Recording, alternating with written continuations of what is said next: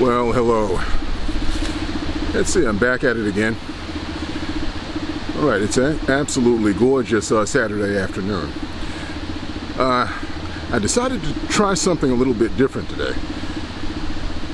I'm in a pretty nice wooded area here.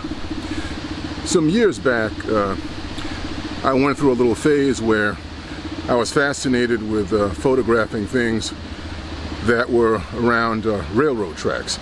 Actually, the tracks themselves, the railroad ties, and doing things to create a wide depth of field right from the foreground of the rail into the background. And I've taken some images over the years that have had some very interesting visual perspectives. So I decided to come out and revisit that again today. All right, right behind me are some railroad tracks. And I'm going to have a go at it again. I'm going to take hopefully I can get maybe at least 2 good shots out of it. And I'm going to be using an 8mm lens. And I think that will provide a very interesting visual perspective for any images that I might take. Obviously, with an 8mm lens, depth of field is greatly exaggerated. And I plan on doing that with a couple of shots, taking some images on the rail and actually getting right up on the rail and taking a shot where I can actually get good focus right from the beginning of the rail going straight off into the background. And hopefully that will turn out well. So now I'm going to head up here and see exactly what I can get. I'll be back in a second. Okay, let's see, I've arrived at at my shooting location. Now what I'm going to, since I'm using an 8mm lens, and it's also a manual focus, this is a Rokinon 8mm fisheye lens. My first shot is actually going to be right here. I'm going to actually stick the camera right on the rail itself, just like this, and I'm going to shoot in, of course, in portrait orientation. Now, being that this is a manual lens, sometimes what I like to do is use a handheld exposure meter. Now, generally what I will do in this case, we have some sun actually peeking through the clouds. So I'm going to use this and I'm going to expose for the highlights. And then of course I can just bring up the shadow areas later on in post. So I'm going to go ahead and take my first exposure reading. I'm at about 400 ISO. And I'll stick the camera right here on the rail itself and get my composition together. And I'm focused about 1 meter in front of the camera, because with the 8mm lens, depth of field certainly isn't going to be a problem. We're going to get sharp focusing from the foreground all the way into the background. Okay, here's the first shot.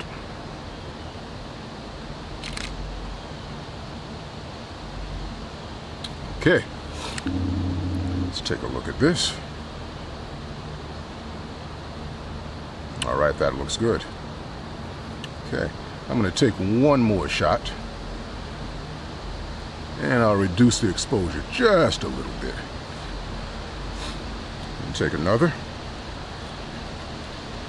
These particular shots give you a very nice visual perspective in the final analysis. And I fell in love with this particular type of photography the first time that I did it.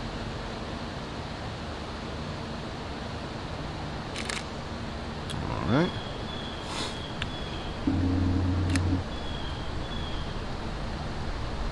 All right, that looks great. That looks absolutely great.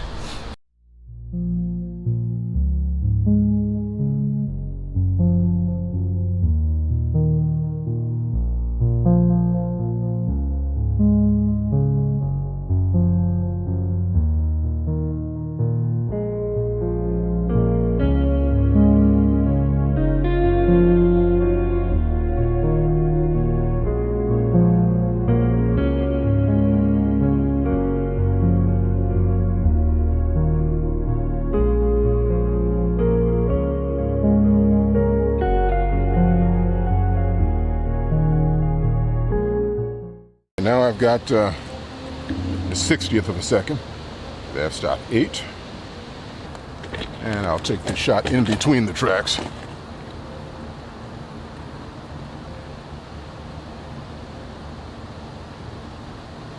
Let's see what kind of visual perspective I get here. What I'm going to do is I'm actually going to aim the camera downward, and that will actually maximize the distortion.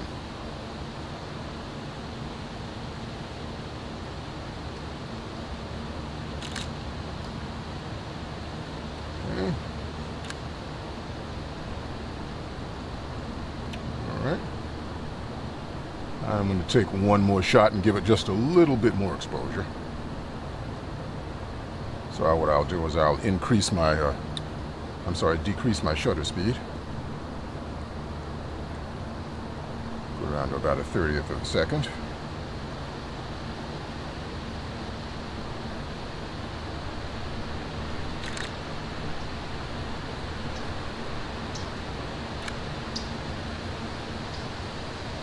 All right, that's nice.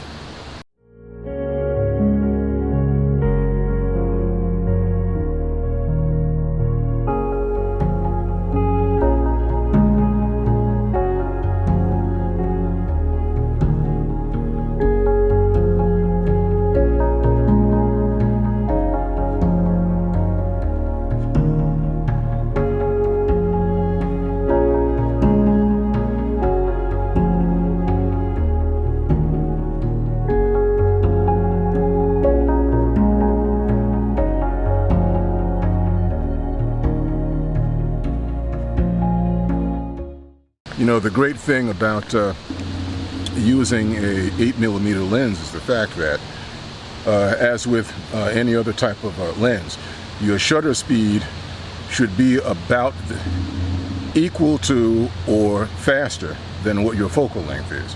So at 8mm, you can comfortably shoot at a 15th of a second handheld, even without any image stabilization in the camera or the lens. And that makes for a very nice combination. Okay, you know, as I was walking along the tracks looking for another composition, I happened to look to my left, and I came across this old dead tree.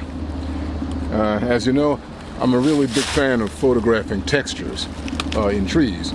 And I came across this. Unfortunately, there's a piece of a rail sitting here, but I can work around that, and that won't be in the final image. It has a very interesting pattern. It's very curvy. It's very distorted, and I think this might make a pretty good, relatively good abstract. I'll see what I can do with that, and I'm going to get ready and take that shot now. I'm going to maneuver my way over to the other side here.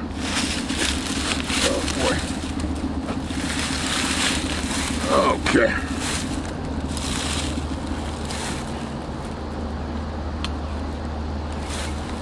All right, as you can see, we've got some pretty interesting patterns here in the trees.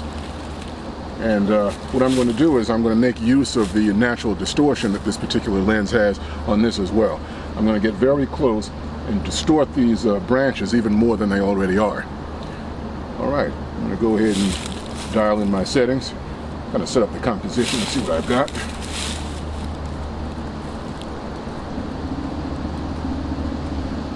With this lens, you have to be very careful. If you have a camera strap, make sure that doesn't get into the picture. So I'll get that out of the way.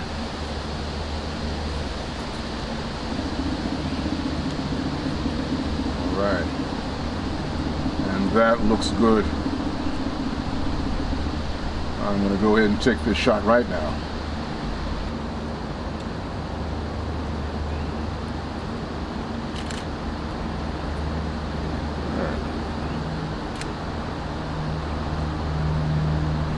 And that looks great.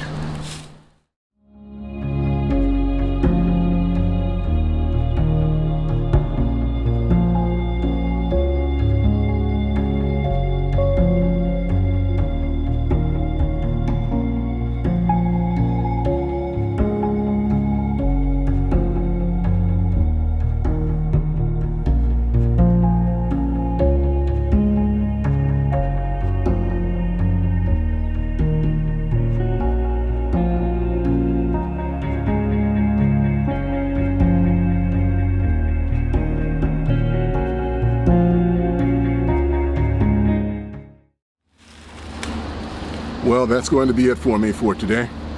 And as always, if you've enjoyed this video, please don't hesitate to comment, like, and please subscribe.